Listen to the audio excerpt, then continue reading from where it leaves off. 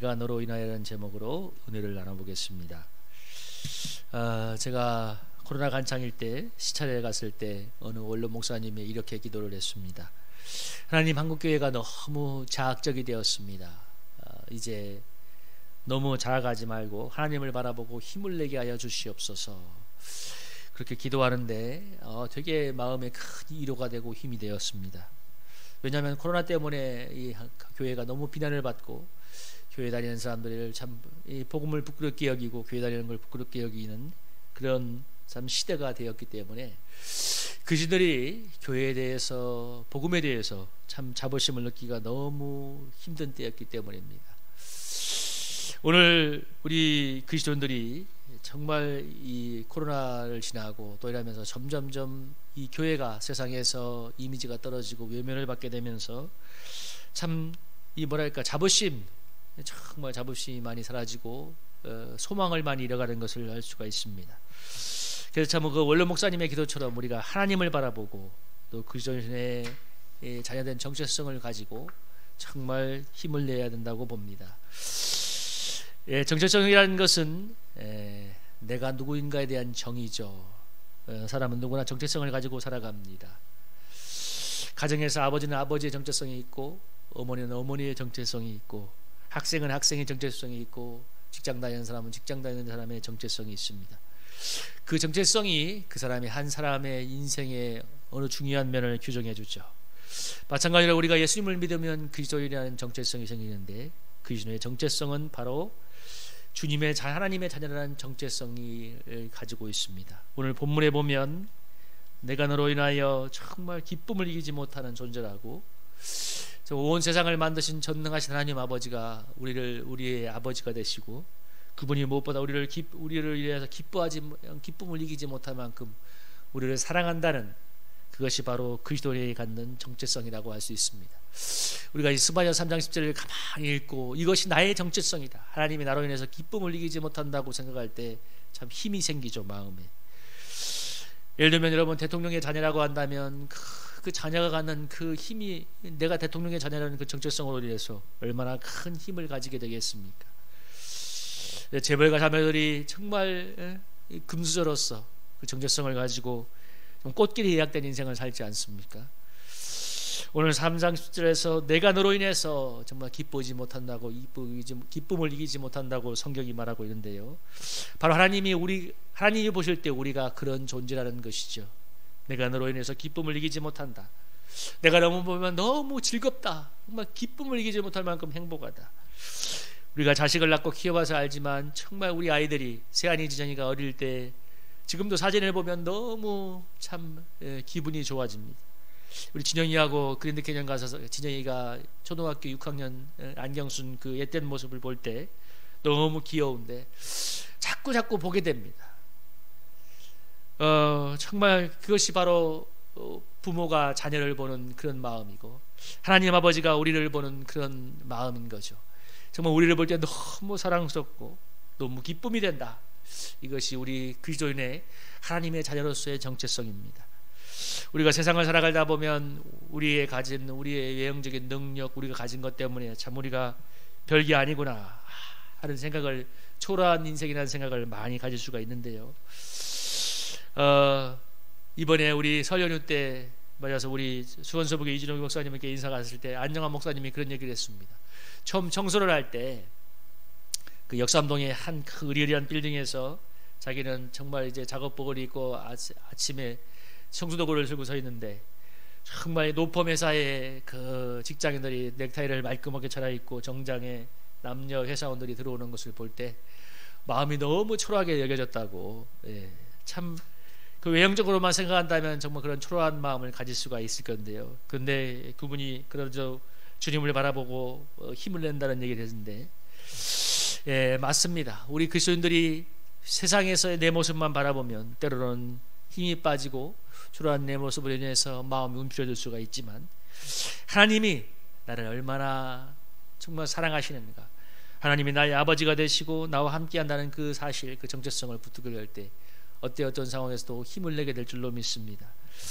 언젠가 한번 정말 이제 내가 일을 해야 되는, 청소일을 먹고 살아야 되는 초라한 목회자라는 생각이 시달리고 있을 때 어느 날 주일 예배 후에 어느 성도님이 나에게 하나님이 사람이도 받지 못하는데 이 작은 교회를 위해서 양들을 먹이는 것을 하나님이 너무 고맙게 여긴다는 그 말을 들으니까, 하나님이 내가 하는 그 헌신을 고맙게 여긴다는 것을 생각하니까 너무 마음이 큰 위로가 되고 마음이 뭉클해졌습니다.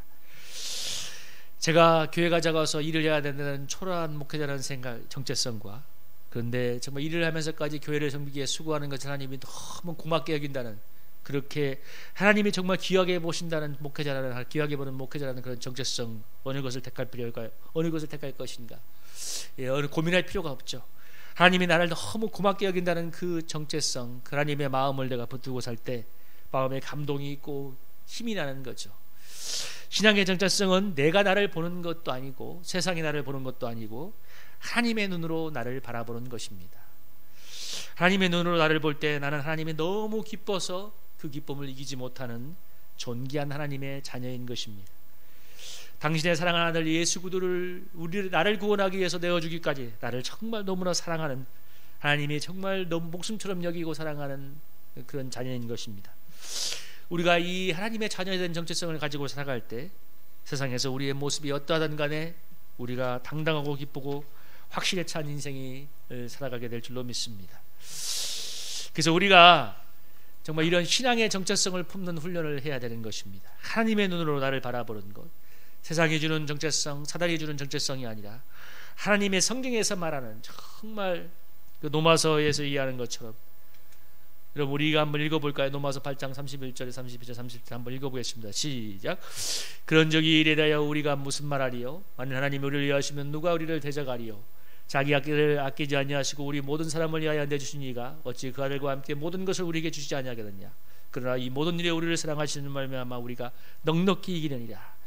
이것이 주님의 하나님의 자녀의 정체성이고, 하나님이 우리를 위해 주시는데 누가 우리를 대적하겠는가? 정말 예수님도 아끼지 않은 그 주님이, 하나님이 우리를 위해서 무엇을 주시지 않겠는가? 이 모든 일에 우리를 사랑하는 일로 말미암아 우리가 넉넉히 이긴다는 그런 믿음의 확신, 정체성이, 이런 정체성을 우리가 마음에 품는 훈련을 해야 될 것입니다. 그럴 때 좀 우리가 어떤 상황에서도 당당하고 기쁘고 비전에 찬 소망에 찬 인생을 살아갈 거라고 생각하는데요. 이 메디컬이라는 책을 쓴 데이비드 플랫이 메디컬이라는 책을 썼는데 거기에 보면 이런 내용이 나옵니다.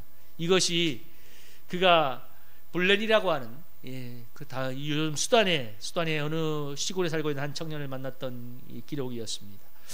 블렌이라는 청년은 전쟁통에 수단이 내전을 하고 있는데 거기서 어릴 적 부모를 잃고 너무 힘들게 자랐지만 하나님을, 예수님을, 복음을 만나고 복음을 체험하고 인격적인 하나님과의 만남이 있음으로 인해서 늘 얼굴에 정말 기쁨이 있는 사람이었습니다. 그가 이 플랫과 대화하면서 이런 얘기를 했습니다. 목사님, 저는 세상을 바꿔놓겠습니다.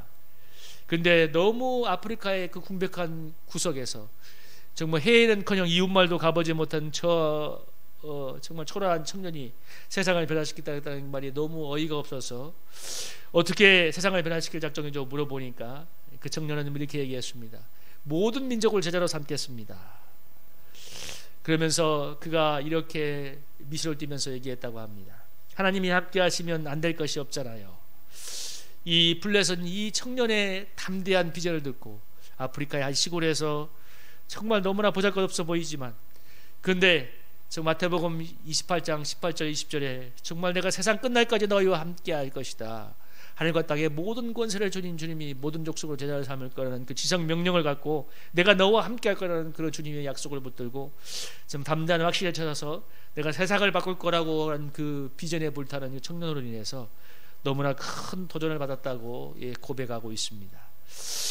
그런 비록 참 초라한 아프리카의 한 가난한 수단의 청년이지만 그냥 그 마태복음 28장 18절 20절에서 얘기하는 정말 하늘과 땅의 모든 권세를 주신 주님이 모든 민족으로 제자를 삼고 내가 세상 끝날까지 너와 함께 할 것이라는 그런 주님의 지상명령, 주님이 너와 함께 할 거라는 그런 약속의 말씀을 붙드는 그런 것을 가지고 그 전에 담대한 정체성, 비전에 불타는 정체성을 가지고 살아가고 있습니다. 참 많은 도전이 되는 것을 봅니다. 제가 북한에 관한 유튜브를 보다가 한 번씩 웃을 수 없는 게, 북한의 접경지대에 가면 이렇게 써 있습니다. 세상에 부러움 없어라. 근데 사실 정말 북한은 얼마나 가난하고 힘들어서 수만 명의 사람들이 탈북한 정말 고통의 땅인데, 근데 그들은 세뇌를 받았기 때문에 정말 세상에 부러움이 없다고, 또 자기들의 지도자를 너무나 자랑하면서 아무리 미국의 압제가 있지만 우리가 위대한 연구자 때문에 승리할 거라는 확신과 자부심에 차 있습니다. 세뇌교육 때문에, 잘못된 세뇌교육 때문에 그들이 그렇게 되어 있는데요, 제가 말하고 싶은 것은 세뇌교육을 받아도 정말 자기들의 나라 또 자기들의 지도자된 그런 정말 긍지와 자부심이 있으니까 당당하게 살아간다는 것이죠. 우리가 정말 그리스도인으로서 세뇌교육을 받아도 이런데, 우리가 그리스도인으로서 하나님 아버지가 함께한다는 그런 약속의 말씀을 붙들고 성령이 우리와 함께한다는 것을 붙들 때 우리가 담대한 소망 가운데 살아가게 될 것입니다. 얼마 전에, 몇 년 전만 해도 정말 집값이 오른다고 수많은 사람들이 연끌을 해서 집을 샀지요. 그건 집값이 더 올라서 많은 돈을 벌 거라는 소망 때문이었습니다. 그래서 정말 허리가 쉬는, 그야말로 뭐 월급을 600만 원 받으면 200~300만 원 뭐 이자를 내도 막 몇 억씩 대출을 받아서 집을 샀는데, 그것은 집값이 오를 거라는 소망 때문이죠. 그런데 이제 집값이 떨어지고 금리가 폭등을 하니까 그야말로 곡소리가 나고 있습니다. 정말 이 땅에서 그 집값이 오를 거라는 그 소망, 주식이 오르고 코인이 오를 거라는 소망 때문에 사람들이 자기의 전 인생을, 재산을 들이붓습니다. 그런데 우리가 장차 들어갈 천국은 이런 도박이 아니라 정말 틀림없이 우리가 주님을 믿고 그 길을 따라가면 들어가게 되는 영원한 하늘의 소망인데요, 집값이 오를 거라는 소망 때문에도 우리가 그렇게 많은 연끌을 해서 집을 산다면 우리가 분명하고 확실한 저 영원한 하늘의 소망이 있음을 믿을지인데, 우리가 이 땅을 살아가면서 정말 이 주님 하나님 나라를 위해서 어떤 고난과 어려움을 당할지라도 정말 소망과 비전 가운데 불타게 살아가게 될 것입니다. 오늘 그리스도의 정체성은 하나님께서 나를 너무도 사랑하셔서 예수님도 내어준 사랑받는 자녀라는 정체성이고, 그리고 무엇보다도 마지막 최후의 승리가 확정된 소망의 인생이라는, 승리의 인생이라는 정체성입니다. 우리가 이 정체성을 가지고 살아갈 때 어떤 상황에서도 당당하고 기쁘고 힘찬 인생을 살아가게 될 줄로 믿습니다. 우리가 정말 이 추석 연휴에 특별히 우리 친지들을 만날 때 세상에 있는 것으로 부러워하지 않고 기죽지 않고 우리가 가진 하나님을 위해서 기쁘고 감사하고 당당한 마음을 가지고 그들에게 평안의 복을 나누어지는 그런 복된 설 연휴가 되기를 주님의 이름으로 축복합니다. 우리